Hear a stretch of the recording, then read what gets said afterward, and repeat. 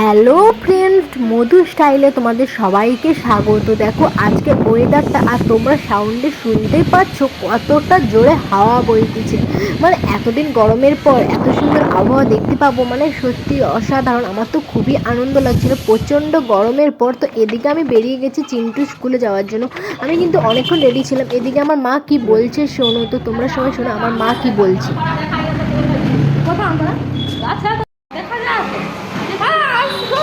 এদিকে আমার মা বলছে দেখি কোথা দেখা যাচ্ছে, আমাকে দেখা। তো সেদিকে কাকু ডাক নোলক কাগজের খেয়া ভাসছে,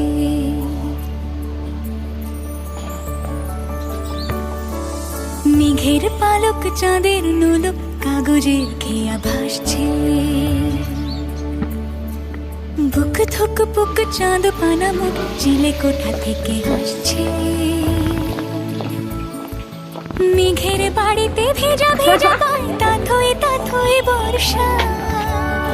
আজ কিন্তু আমাদের হোটেলে হয়েছে ফুলকপি, এপাশে বৈতালের ঘ্যাঁট, এপাশে পটল, এপাশে মাছের ঝোল, যারা সিদ্ধ ঝোল খায় তাদের, টক, চাটনি, পায়েস।